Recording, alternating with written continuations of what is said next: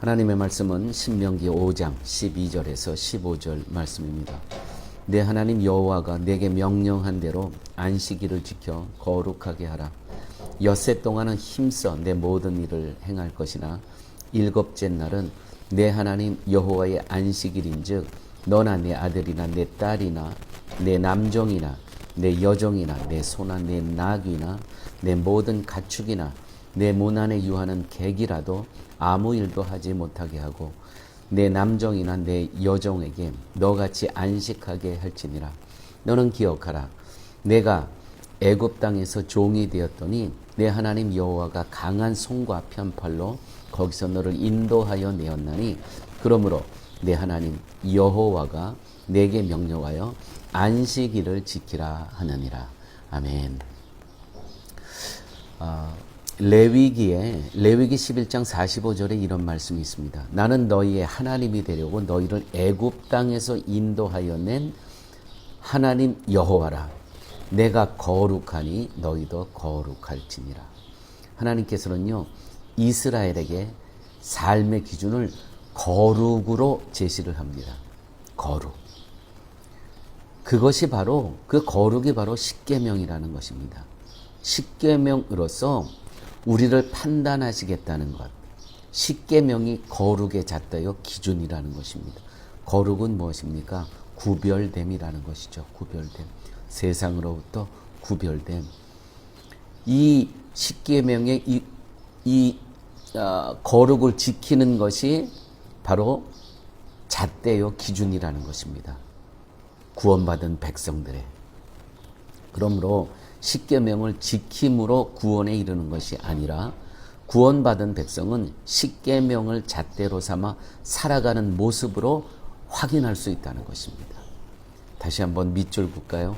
십계명을 지킴으로 구원에 이르는 것이 아니라 구원받은 백성은 십계명을 잣대로 삼아 살아가는 모습으로 확인할 수 있다는 것입니다.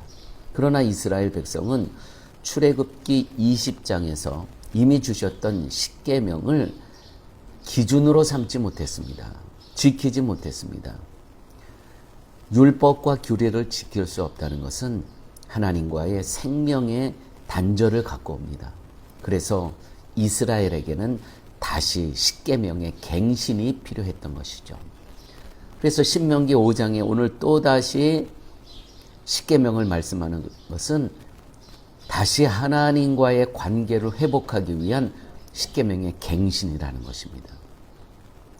이스라엘은 하나님의 자녀로 살려고 하지만 사탄의 자녀로 살아가는 이중 인격자의 모습을 드러내곤 했습니다.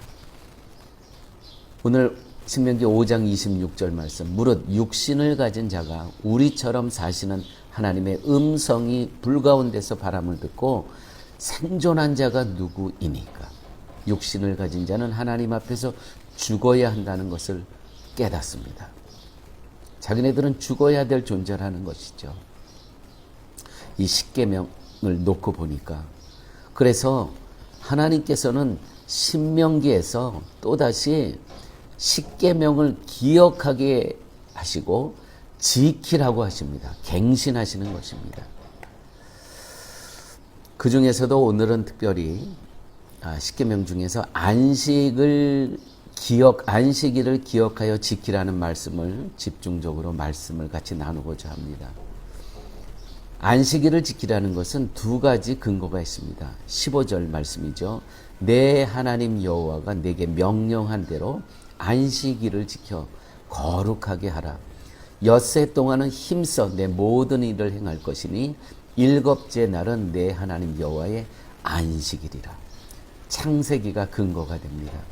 하나님께서 6일 일하시고 일곱째 날 쉬셨기 때문에 너희들도 일곱째 날 하나님 여호와의 안식일에 너희도 같이 쉬어라. 창세기가 근거였다는 것이죠. 그러므로 이 안식일의 뜻은 쉼입니다. 휴식입니다. 안식입니다. 누림입니다. 맡김입니다. 내가 이날까지 다 내가 열심히 일하는 것이 아니라 이날은 전적으로 나는 휴식하고 안식하고 쉬면서 하나님 앞에 맡긴다는 의미가 있다는 것이죠. 신명기 5장 15절 오늘 말씀 가운데 너는 기억하라. 또 다른 안식일의 근거가 있는데 내가 애굽 땅에서 종이 되었더니 내 하나님 여호와가 강한 손과 편팔로 거기서 너를 인도하여 내었나니 그러므로 내 하나님 여호와가 내게 명령하여 안식일을 지키라 하느니라.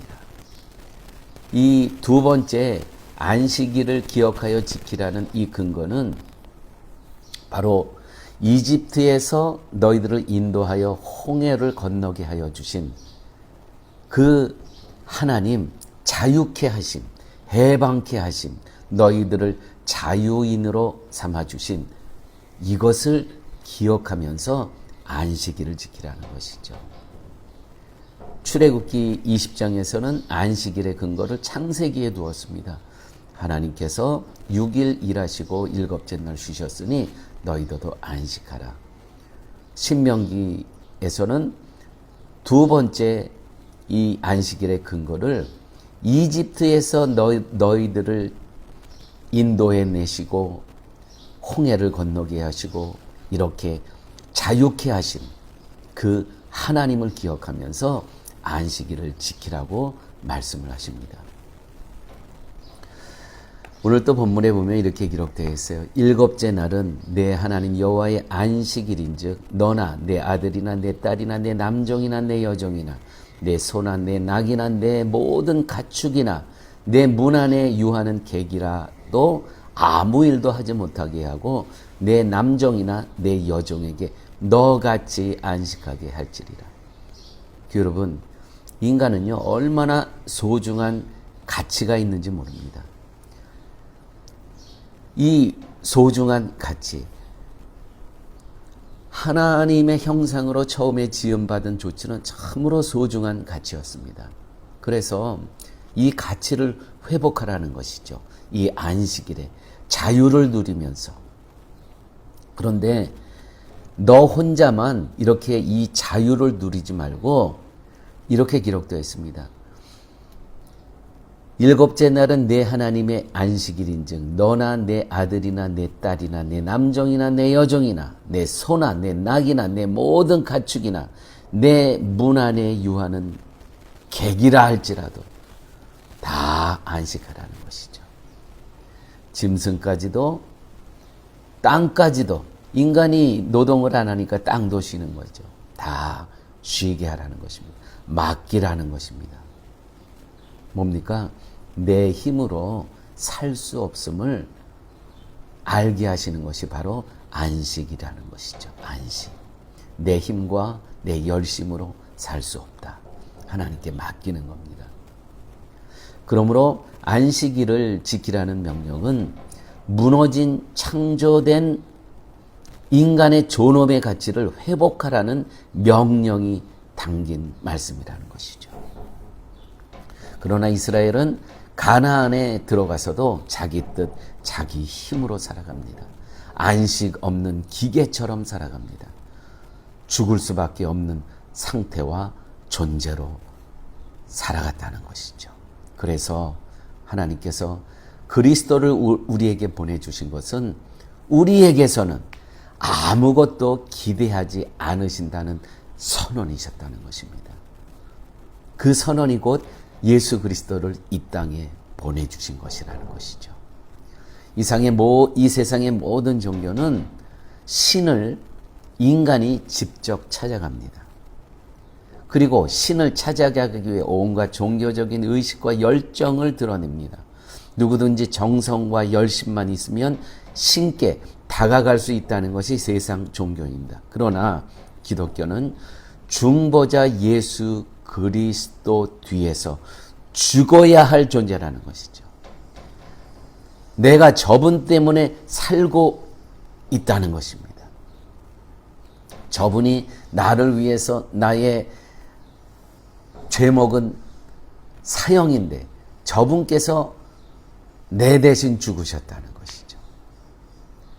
이 고백으로 살아가는 존재가 바로 성도라는 것입니다.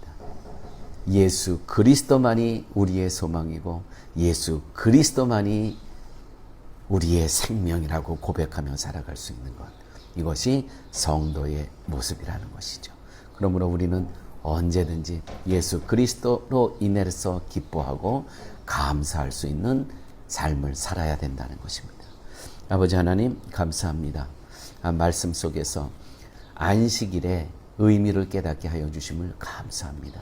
내 힘과 노력으로는 살 수 없고 맡김을 통해서 우리가 복음 안에서 자유인이 되어서 하나님 기뻐하시는 삶을 살 수 있다는 오늘 귀한 말씀 우리의 마음에 새기면서 내 힘과 노력으로 살아가는 것이 아니고 하나님을 의지하고 맡기고 신뢰하며 살아갈 수 있는 저희의 삶으로 인도하여 주옵소서.